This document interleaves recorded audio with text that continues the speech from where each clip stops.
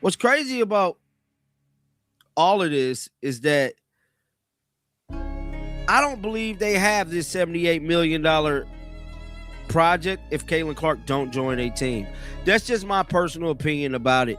But it goes on to say the Indiana Fever tend to get done at the 11th hour. And I mean, I think this one was a function of how important and meaningful it was, not just for the WNBA and women's basketball, but maybe all women's sports. So there was so much passion, and the players were amazing through it. And it was just a testament on how invested everyone is. We needed to get it right, increasing player salaries and benefits, but also balancing that with the ability to continue to incentivize investment in our league. We've had incredible investment in the league and practice facilities and player experience, et cetera. We've had incredible investment by our broadcast partners, including ESPN, Disney, and we're bringing on NBC this year and Amazon. And something shifted in the WNBA this week, and if you blinked, you might have missed exactly how significant it was. Not the kind of shift that gets a press release or a highlight package. The kind that happens quietly in the language executives use when they think nobody is paying close attention. But people were paying attention. And what unfolded on national television was not a celebration. It was a confession. 2 years. For 2 full years, the people running this league treated Caitlin Clark like a problem to be managed. They diluted her impact in press conferences. They spread credit around to anyone they could find. They stayed silent while she absorbed hits on the court that would have triggered suspensions if the roles were reversed. And through all of it, they smiled and talked about the growth of the game, like they had engineered it themselves. Then last week happened, and the entire facade cracked open in front of everyone. Let's start in Indianapolis, because that's where the story really begins. Kelly Krakowiak, the president of the Indiana Fever, stepped in front of microphones to announce something the franchise is genuinely proud of: a $78 million training facility, state-of-the-art, world-class, built for the next generation of Indiana Fever players. And on the surface, sure, that sounds like progress. That sounds like a franchise investing in its future. But stop for a second and think about what the Indiana Fever looked like just 3 years ago. They were playing in a gym that felt like an afterthought. They hadn't made the playoffs in years. Sponsors weren't exactly lining up. Sellouts were not a conversation anyone was having. The franchise was, by almost every financial measure, a dormant asset sitting inside a league that mainstream sports culture had largely stopped talking about. So, where does $78 million come from? That question is not rhetorical. It has a very specific answer.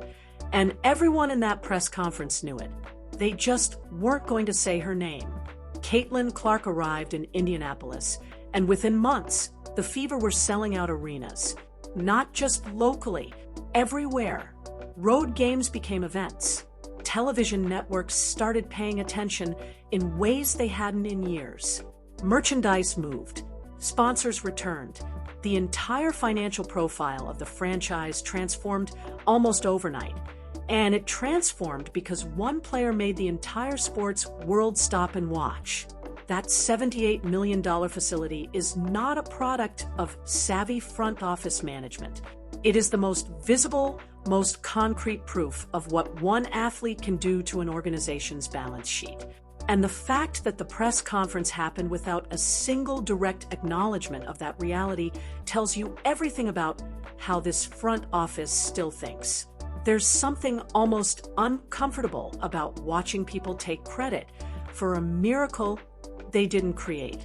But that discomfort gets sharper when you look at some of the decisions being made around the roster and the coaching staff. Stephanie White is the head coach of the Indiana Fever. And look, there are people who believe in her. There are people inside that building who trust her read on the game. But there are also some genuinely hard questions that don't get asked enough in the local Indiana sports media. Because while the most important free agency period in recent WNBA history is unfolding, while roster decisions are being made that will shape the next 3 or 4 years of this franchise, White has been taking broadcasting assignments for college basketball games on other networks. That's not a rumor. That's just what happened. And you can frame it charitably if you want. Coaches have outside commitments. The league calendar has gaps. Fine. But the optics of that, in this specific moment, with this specific franchise, carrying this specific weight of expectation, are genuinely difficult to defend. And then there's her collegiate coaching record, which rarely gets mentioned in the breathless profiles about her basketball mind. Her tenure at Vanderbilt produced 7 wins in a season. 7. At the college level. That's the resume that earned her the keys to a franchise now worth more than it has ever been worth in its entire history. Nobody is saying past struggles disqualify someone from future success. Growth is real. Learning is real. But the league's habit of recycling familiar names through familiar rooms, regardless of what the results actually say, is a pattern worth naming out loud. Now, let's move to the top of the league, because what happened there was somehow even more revealing. Commissioner Cathy Engelbert went on a national media tour this week to talk about the new collective bargaining agreement, and the coverage was mostly celebratory. Higher salary caps, revenue sharing, charter flights, better benefits. On paper, it reads like the players won. But sit with the actual terms for a minute. The new schedule is 52 games. 52. The WNBA used to play 32. That is a 60% increase in the physical workload these players are being asked to carry. And yes, the salaries went up. Yes, the benefits improved. But the owners didn't give anything away. They never do. What they did was agree to pay more money in direct exchange for more product, more inventory, more television nights, more content for the broadcast partners who are now paying significantly larger rights fees. The players' union celebrated. The owners smiled. And somewhere in the fine print, the overseas economy that dozens of veteran players had built their entire financial lives around just got quietly strangled. Reporting dates got moved. European schedules became impossible to honor.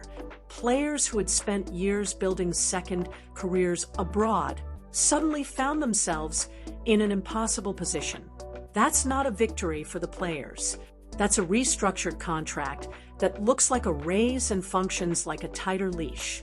And Engelbert sat on that broadcast and talked about it like she had just handed the players the moon. But here's where it gets genuinely interesting.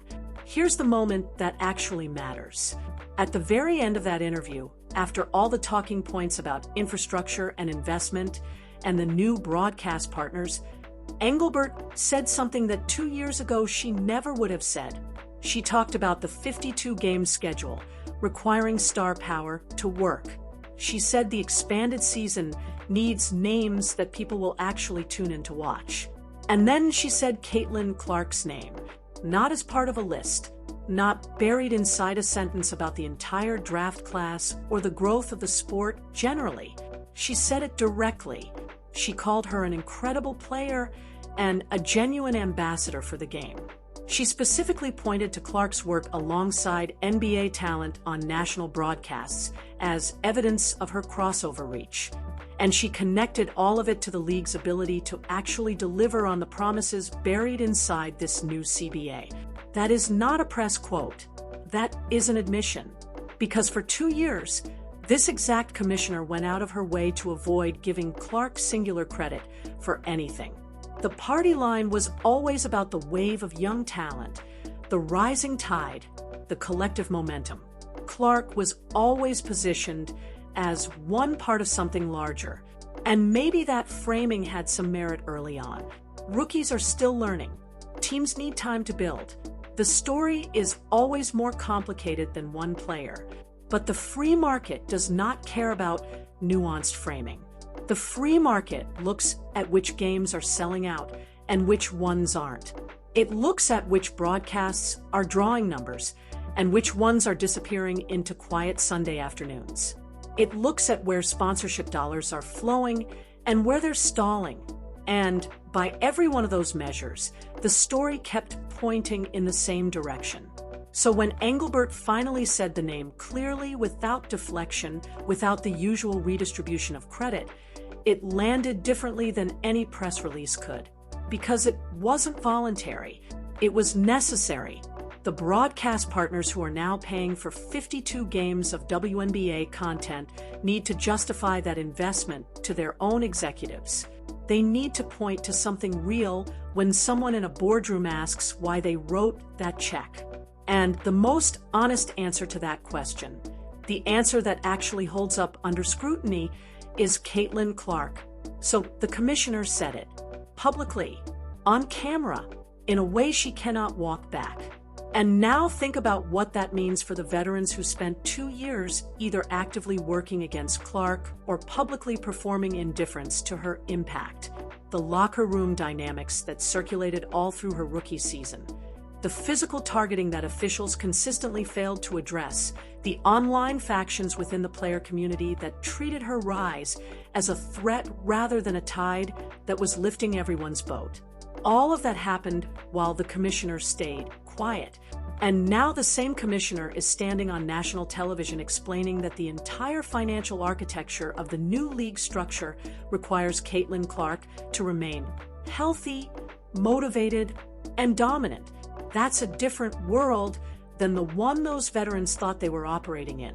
The new 52-game schedule is also worth examining through a purely physical lens because it genuinely changes what kind of player survives in this league long-term. This isn't a summer circuit anymore. This is a real, grinding professional season that will expose every weakness in a roster by November. Veteran players who built their games around physicality and presence, who slowed things down and relied on experience over athleticism, are going to find the new calendar brutal. Conditioning matters more now. Recovery time matters more. The ability to stay effective across back-to-backs and long road stretches matters enormously. And if you're watching Caitlin Clark closely, what you notice is that she doesn't fade.